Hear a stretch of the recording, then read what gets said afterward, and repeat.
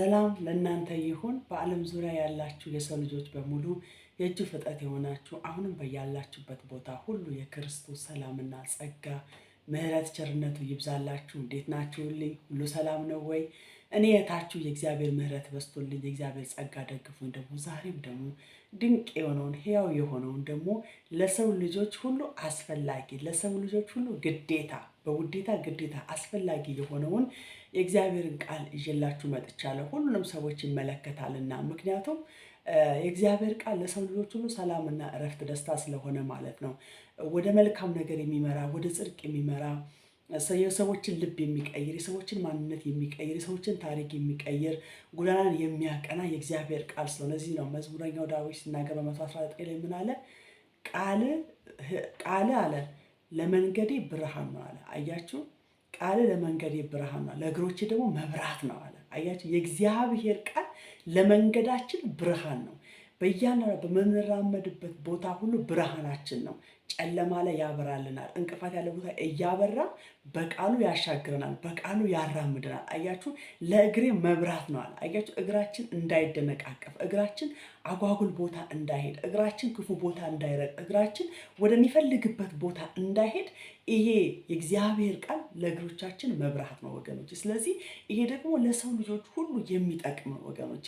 በዚህም በጣም ደስተኛ ነኝ። በቃ የሆነ የማንጸጸትበት ይሆን አይሁን ብዬ የምሸማቀቅበት ነገር አይደለም። ለሰው ልጆች ሁሉ ይጠቅማል፣ ይፈይድላቸዋል፣ በቃ ይቀይራቸዋል ብዬ እርግጠኛ ሆኜ ይዤ ስለመጣ ደስታዬ ወደር የለውም። ወደ እናንተ ስመጣ እጅግ በጣም ደስ እያለኝ ነው እና በእውነት ሁል ጊዜ ካጠገብ የሆናችሁ በጸሎታችሁ የምታስቡኝ አስንዬ በርች እያላችሁ የምታበረታቱኝ ዛሬ እግዚአብሔር እኔን ተናገረኝ በቃሉ አልፎ ዛሬ የኔ መልእክት ነው እያላችሁ እየተጽናናችሁ እግዚአብሔር በቃሉ እየተናገራችሁ ያላችሁ ደግሞ እኔም እንድበረታ ከዚህ በለጠ ደግሞ እንድሰራ እያደረጋችሁኝ ስላለ እግዚአብሔር አምላክ ይባርካችሁ። እግዚአብሔር ሁል ጊዜ ከጎናችሁ የሚቆም መልካም የሆኑ ሰዎችን ይስጣችሁ።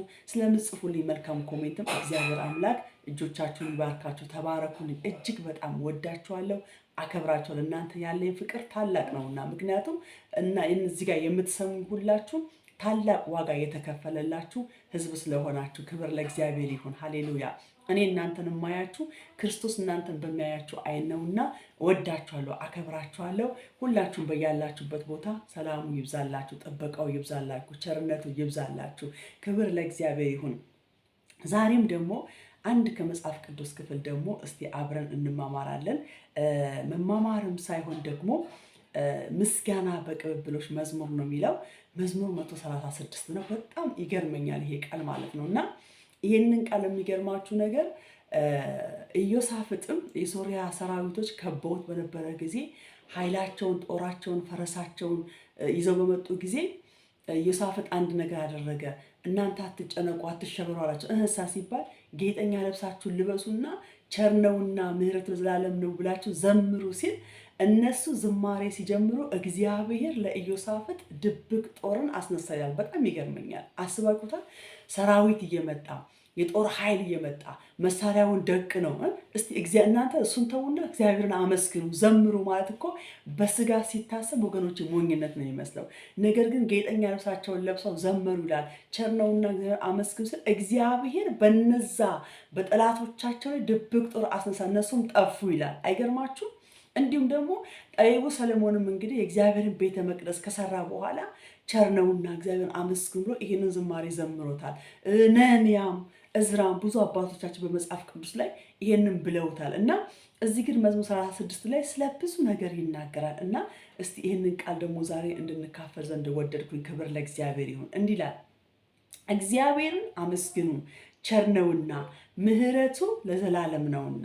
የአማልክትን አምላክ አመስግኑ ምሕረቱ ለዘላለም ነውና። የጌቶችን ጌታ አመስግኑ ምሕረቱ ለዘላለም ነውና። እርሱ ብቻውን ታላቅ ታምራትን የሚያደርግ ምሕረቱ ለዘላለም ነውና። ሰማያትን በብልሃት የሰራ ምሕረቱ ለዘላለም ነውና። ምድርን በውኃ ላይ የዘረጋ ምሕረቱ ለዘላለም ነውና። ታላላቅ ብርሃናትን የሰራ ምሕረቱ ለዘላለም ነውና። እስቲ ሰማይን አስቡ፣ ጨረቃን አስቡ ወገኖቼ፣ ብርሃናትን አስቡ። ይሄን ሁሉ እየሰራው እርሱ ነውና አያችሁ፣ ምህረቱ ለዘላለም ነውና ፀሐይን በቀን እንዲሰለጥን ያደረገ ምህረቱ ለዘላለም ነውና ጨረቃና ከዋክብትን በሌሊት እንዲሰለጥኑ ያደረገ ምህረቱ ለዘላለም ነውና አያችሁ፣ ፀሐይን ቀን እንድትሰለጥን ፀሐይ በቀን እንድትወጣ ያዘዛት ማን ነው? እግዚአብሔር ነው። ጨረቃና ከዋክብት ደግሞ በሌሊት እንዲሰለጥኑ ሌሊት ላይ እንዲወጡ ደግሞ ያዛቸው ማን ነው? እግዚአብሔር ነው። የሚገርማችሁ ነገር እሱ ስላዛቸው እነሱም ጸንተው ቆሙ ይላል። አያችሁ፣ እነዚህ ፍጡር የሆኑ ነገሮች እንኳን እግዚአብሔርን ታዘውታል። እግዚአብሔርን ሰምተውት ይኸው እስከ ዛሬ ድረስ እየኖሩ ነው። እናንተ በእድሜያችን ማለት ነው። እስቲ ፀሐይ በማታ ወጥታ ታውቃለች? አታውቅም። ጨረቃና ከዋክብት በቀን ወጥተው ያውቃሉ? አያውቁም። ለምን? እግዚአብሔር ቀን ላይ የሚወጣውን ፀሐይን አዟል፣ ማታ ላይ ከዋክብትና ጨረቃን አዟል። ስለዚህ እንደታዘዙት መሰረት ቃሉን ጠብቀው ጊዜያቸውን ጠብቀው ሰዓታቸውን ጠብቀው ትእዛዛቸውን ጠብቀው ለእኛ አገልግሎት እየሰጡ ነው። አያችሁ። ስለዚህ እዚህ ጋር ምን አለ? ፀሐይን በቀን እንዲሰለጥን ያደረገ ምህረቱ ለዘላለም ነውና ጨረቃና ከዋክብትን በሌሊት እንዲሰለጥኑ ያደረገ ምህረቱ ለዘላለም ነውና የግብፅን በኩር የመታ ምህረቱ ለዘላለም ነውና እስራኤልን ከመካከላቸው ያወጣ ምህረቱ ለዘላለም ነውና በኃያል እጅና በተዘረጋች ክንድ ይህን ያደረገ ምህረቱ ለዘላለም ነውና የኤርትራን ባህር ለሁለት የከፈለ ምህረቱ ለዘላለም ነውና እስራኤልን በመካከሉ ያሳለፈ ምህረቱ ለዘላለም ነውና ፈርዖንና ሰራዊቱን በኤርትራ ባህር ያሰጠመ ምህረቱ ለዘላለም ነውና ሕዝቡን በምድረ በዳ የመራ ምህረቱ ለዘላለም ነውና ታላላቅ ነገስታትን የመታ ምህረቱ ለዘላለም ነውና ኃያላን ነገስታትን የገደለ ምህረቱ ለዘላለም ነውና የአሞራውያንን ንጉስ ሴዎንን የገደለ ምህረቱ ለዘላለም ነውና የባሳንን ንጉስ ዐግን የገደለ ምህረቱ ለዘላለም ነውና ምድራቸውን ርስት አድርጎ የሰጠ ምህረቱ ለዘላለም ነውና ለባሪያው ለእስራኤል ርስት አድርጎ የሰጠ ምህረቱ ለዘላለም ነውና። እንግዲህ እዚህ ጋር ስለ እስራኤል ህዝብ ነው የሚናገረው። የእስራኤል ህዝብ ከግብፅ ምድር 440 ዓመት በምን አይነት ስቃይ ውስጥ እንዳለፉ በምን አይነት ቻሌንጅ ውስጥ እንዳለፉ ሁላችን እናውቃለን። 40 ዓመት ሲጓዙ ጫማቸው አላለቀም ይላል፣ እግራቸውም አላበጠም ይላል። እግዚአብሔር ከአለት በነ ሙሴ አማካኝነት ከአለት ላይ ውሃ እያፈለቀ መናን እያወረደላቸው ኢየሱስ ክርስቶስ ጌታ ነው። ባህር እያሻገራቸው ብዙ ቻሌንጆችን አሳልፏቸዋል፣ እየመራቸው ማለት ነው። ጠላቶቻቸውን በባህር እያሰጠመ ለነሱ ደግሞ ደረቅ ምድር አድርጎ እያሻገረ ቀን በደመና አምድ ሌሊት በእሳት አምድ እየመራቸው ሐሩሩ እንዳይጎዳቸው አያችሁ። በእስራኤል መንደር ብርሃን አድርጎ በግብፃዊ ምድር ጨለማ አድርጎ እግዚአብሔር በድንቅ ያሻገረው ህዝብ ነው። ስለዚህ ስለ እስራኤል ህዝብ ነው እዚህ ጋር የሚናገረው። ከዛ በኋላ ግን ቁጥር 23 ላይ በውርደታችን ጊዜ ያሰበን፣ ሃሌሉያ አያችሁ። በውርደታችን ጊዜ ያሰበን ምህረቱ ለዘላለም ነውና ከጠላቶቻችን እጅ ያዳነን ምህረቱ ለዘላለም ነውና ለፍጥር ሁሉ ምግብን የሚሰጥ ምህረቱ ለዘላለም ነውና የሰማይን አምላክ አመስግኑ፣ ምህረቱ ለዘላለም ነውና። አያችሁ፣ ለምን? ለፍጥር ሁሉ ምግብን የሚሰጥ ማን ነው? እርሱ ነውና። ስለዚህ ምህረቱ ለዘላለም ነውና የሰማይን አምላክ አመስግኑ። መጨረሻ ላይ ምህረቱ ለዘላለም ነውና። አያችሁ ወገኖች፣ ዛሬ እንደ እስራኤል ህዝብ የኛም ህይወት እንደዛው ነው። በምንመጣባቸው መንገዶች ሁሉ ቻሌንጆች አሉ፣ መከራዎች አሉ፣ ስቃዮች አሉ፣ የሚነሱብን ጠላቶች አሉ። አንዳንዴ በሰዎችም ሆኖ ጠላት ይዋጋናል።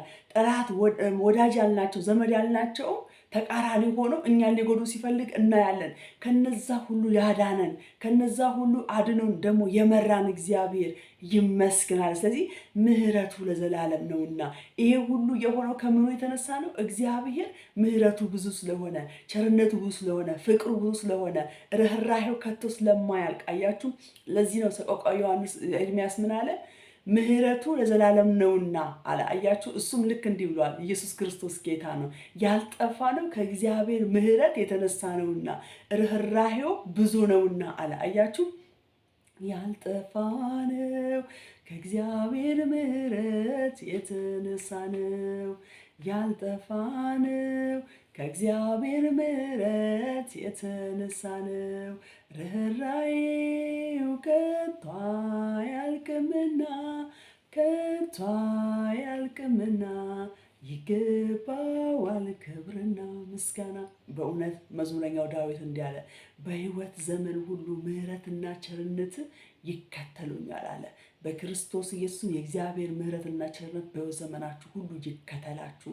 በጣም አድርጌ ወዳችኋለሁ። ቃሉን እናንተ በቤታችሁ አንብቦ ከራሳችሁ ሕይወት ጋር እያመሳሰላችሁ እግዚአብሔር ምን ያህል እንደረዳችሁ፣ እግዚአብሔር ምን ያህል እንደደገፋችሁ፣ ምን ያህል ስለ እናንተ ጠላቶቻችሁ እንደተዋጋ እያስተዋላችሁ እያነበባችሁ ቃሉን እግዚአብሔርን አመስግኑት።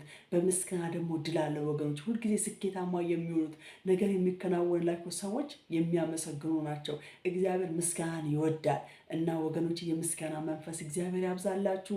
በሚቀጥለው ቪዲዮ እስከምንገናኝ ድረስ ሰላም ሁኑ። ሰብስክራይብ አደረጋችሁ እንግዳ የሆናችሁ ሰብስክራይብ አድርጉ። ላይክ ማድረግን ኮሜንት መጻፍን አትርሱ። እጅግ በጣም ወዳችኋለሁ። ተባረኩ፣ ተከናወኑ።